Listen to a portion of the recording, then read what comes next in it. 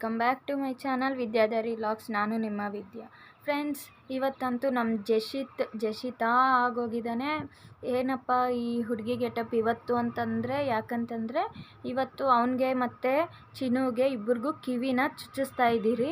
ವಾಲೆಗಳು ಇಟ್ಟು ನೋಡೋಣ, ಅದು ಆಸೆ ತೀರಿಸ್ಕೊಳ್ಳೋಣ ಅಂತ. ಯಾಕಂದರೆ ನಮಗೆ ಹೆಣ್ಮಕ್ಳಿಲ್ವಲ್ಲ, ಇಬ್ಬರು ಗಂಡು ಮಕ್ಕಳೇ ಆಗೋದ್ರು.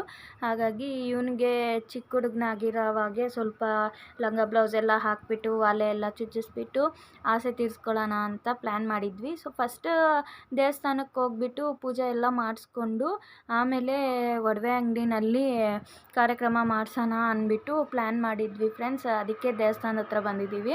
ಇಲ್ಲಂತೂ ಈಗ ಎಲ್ಲ ಕಡೆ ಜಾತ್ರೆಗಳು, ದೇವರ ಮೆರವಣಿಗೆಗಳು ಸ್ಟಾರ್ಟ್ ಆಗಿರೋದ್ರಿಂದ ಪೂಜೆಗಳಂತೂ ತುಂಬ ಜೋರಾಗೆ ನಡೀತಾ ಇದೆ. ಇಲ್ಲಿ ಭಾನುವಾರ ಬೇರೆ ಆಗಿರೋದ್ರಿಂದ ಇದು ಮುನೇಶ್ವರ ಸ್ವಾಮಿ ದೇವಸ್ಥಾನ. ಸೊ ಇಲ್ಲಿ ಮರಿ ಎಲ್ಲ ಹೊಡೆದ್ಬಿಟ್ಟು ಕೋಳಿ ಎಲ್ಲ ಕೊಯ್ದು ಪ್ರಸಾದಗಳನ್ನೆಲ್ಲನೂ ದೇವ್ರಿಗೆ ನೈವೇದ್ಯ ಎಲ್ಲ ಇಡ್ತಾರೆ. ಇದೆಲ್ಲನೂ ನೈವೇದ್ಯ ಇಟ್ಟಿರೋದೆ ಫ್ರೆಂಡ್ಸ್. ದೇವಸ್ಥಾನದ ಮುಂದೆಗಡೆ ತುಂಬ ಪ್ಲೇಸ್ ಇದೆ. ಅಲ್ಲಿ ಒಳಗಡೆ ಅಂತೂ ಒಂದು ಸ್ವಲ್ಪ ಜನ ಇದ್ದರು. ಸೊ ಸೆಕೆಗೆ ನಮ್ಮ ಜಶಿ ಇರಲಿಲ್ಲ. ಸೊ ಆಚೆನೇ ಕರ್ಕೊಂಬಂದುಬಿಟ್ರು ಅಮ್ಮ. ಇನ್ನು ನಾನು ನಮ್ಮ ಯಜಮಾನ್ರು ಚಿನ್ನು ಎಲ್ಲ ಪೂಜೆನ ಮುಗಿಸ್ಕೊಂಡಂತೂ ಹೊರಟ್ವಿ. ಸೊ ಇಲ್ಲಿ ಆಚೆಗಡೆ ಎಲ್ಲನೂ ಒಂಥರ ಜಾತ್ರೆ ಥರನೇ ಸ್ಟಾರ್ಟ್ ಆಗಿತ್ತು. ಸೊ ಆಟಾಡೋವೆಲ್ಲ ಇದ್ವು. ಮಕ್ಕಳಿನ್ನ ಆಟಾಡೋವು ನೋಡಿದ್ರೆ ಸುಮ್ಮನೆ ಇರೋದಿಲ್ಲ ಅಲ್ವಾ. ಹಾಗಾಗಿ ಇಬ್ಬರಿಗೂ ಚಿನ್ನುಗೆ ಟ್ರೈನ್ ಮತ್ತು ಇವನಿಗೆ ಈ ಥರ ಫ್ಯಾನ್ ಥರ ತಿರುಗೋದು ಕಲರ್ ಆಗಿರೋದಾದರೆ ತುಂಬ ಇಷ್ಟ ಆಗುತ್ತೆ ಅಂತ ಅದನ್ನು ತಗೊಂಡ್ವಿ. ಆಮೇಲೆ ಇಲ್ಲಿ ನಮ್ಮೂರಲ್ಲೇ ಒಡವೆ ಅಂಗಡಿನಲ್ಲಿ, ಸೊ ಅತ್ತೆಗೆ ಒಂದು ಸ್ವಲ್ಪ ಗೊತ್ತಿರೋರೆ, ಅವ್ರನ್ನ ಕರೆಸಿದ್ರು. ಅವರು ಕಿವಿ ಚುಚ್ಚೋರು ಬಂದಿದ್ದರು. ಬಂದು ಇನ್ನೇನು ರೆಡಿ ಮಾಡಬೇಕು, ಫಸ್ಟು ಮಾರ್ಕ್ ಹಾಕೋಣ ಹಾಗೆ ಅಂತ. ಸೊ ನಾನು ಅವ್ನ ಮೂಡಂತೂ ಚೇಂಜ್ ಆಗದಿದ್ದಂಗೆ ಒಂದು ಸ್ವಲ್ಪ ಆಟಾಡಿಸ್ತಾ ಇದ್ದೆ. ಎದುರುಗಡೆ ಇನ್ನು ನಮ್ಮ ಯಜಮಾನ್ರು ಅವರೆಲ್ಲ ಇದ್ರೆಲ್ಲ ಆಟಾಡ್ಕೊಂಡಿದ್ದ.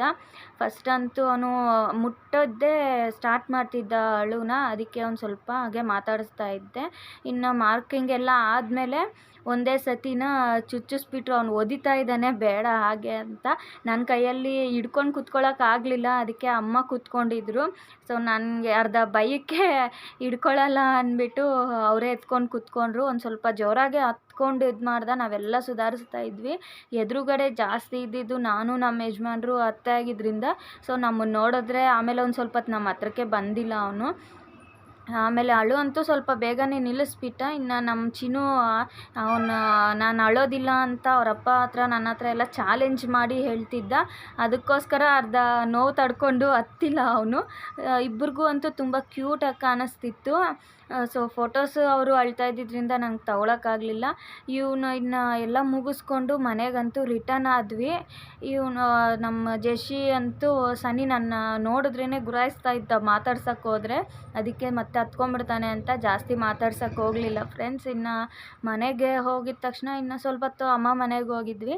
ಅಮ್ಮ ಮನೆಗೆ ಹೋಗಿ ಅಲ್ಲಿ ಒಂದು ಸ್ವಲ್ಪ ಹೊತ್ತು ಅವನ್ನ ಚೆನ್ನಾಗಿ ಮಲಗಿಸ್ಬಿಟ್ಟಿದ್ವಿ. ಲಂಗ ಬ್ಲೌಸ್ ಎಲ್ಲನೂ ತೆಗೆದುಬಿಟ್ಟು ಫೈನಲಿ ಇವಂತೂ ನಮ್ಮ ಜಶಿದ್ನ ಗರ್ಲ್ ಗೆಟಪಲ್ಲಿ ಫೋಟೋಸ್. ಸೊ ಹೇಗಿದೆ ಏನು ನಿಮಗೇನು ಅನ್ನಿಸ್ತು ಅಂತ ನನಗೆ ಕಾಮೆಂಟ್ಸ್ ಮಾಡಿ ತಪ್ಪದೆ.